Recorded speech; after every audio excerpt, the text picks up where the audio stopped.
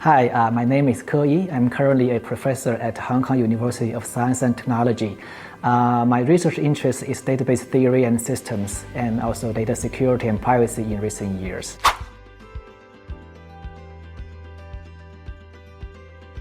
Broadly speaking, I think there are two levels of privacy security risks. The first one is individual privacy, so namely when a company or organization collects individual information, how to make sure that individual information privacy is respected.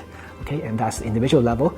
The next level is on the dataset level, because many companies' dataset is sensitive and valuable, and in many cases, multiple organizations, they may want to collectively answer queries using their private data. And the challenge here and the risk is how to answer the query without exchanging sensitive information.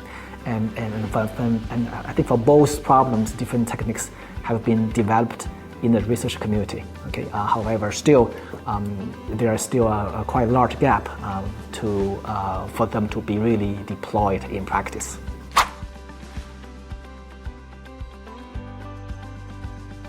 In terms of research, okay, there has been many years, for example, for multi-party computation.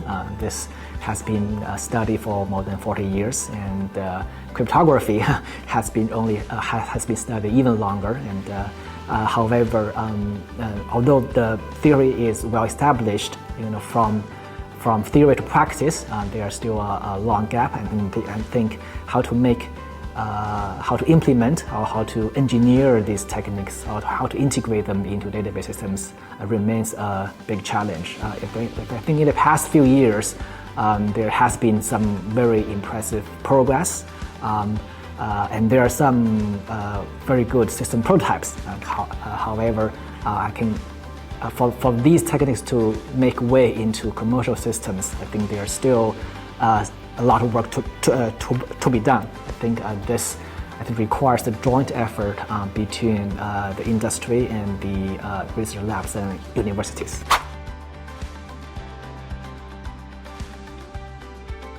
This problem generally falls in the intersection between database and security, and both are large communities. And I think there are a lot of potential problems. Okay, just to name a few. Okay, the first one, of course, depending on the privacy model, so security model and requirement.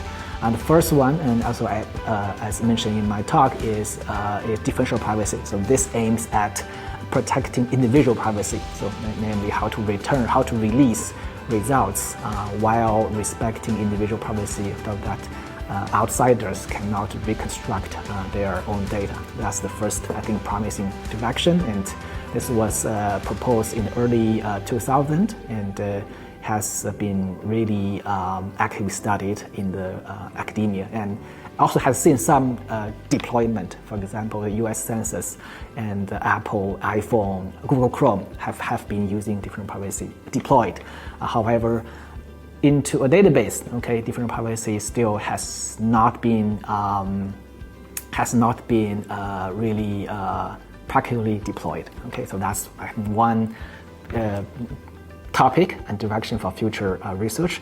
The second one is computing in encrypted data. Okay, and this is one promising direction is TEE, namely is a hardware enclave, and this is promising because early experiments show that the computational overhead is really low. Okay, is comparable to plain text. And this for performance sensitive clients, this is a really big deal, and I think this is a way to get around and to go about. And speaking of this, also because the most popular TEE nowadays is SGX from Intel. Okay, I think for domestic companies in China, I think they sometimes they would desire to have our own chip design. I think this is also in line with our own nation's future development.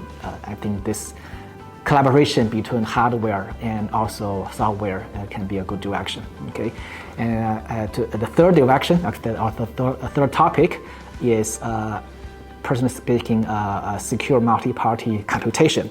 Again, this is has been in the research community for many years, and there are some recent prototypes quite promising. Okay, for example, the Secret Flow project from Ant Group is one example, and there are also quite a few startups in this area. I think this also has great potential because many organizations, companies, they do not allow data to be uploaded to a cloud. So they want to use multi-party computation to be able to do query processing, do computation on their own data without really giving data out. Okay, but still, I think our current result shows that there's quite some overhead, like 100 to 1,000 x slower, and but great progress has been made in recent years, and I think with more efforts and more more brilliant people coming to start to work on this topic, I think we are not that far away from practicality.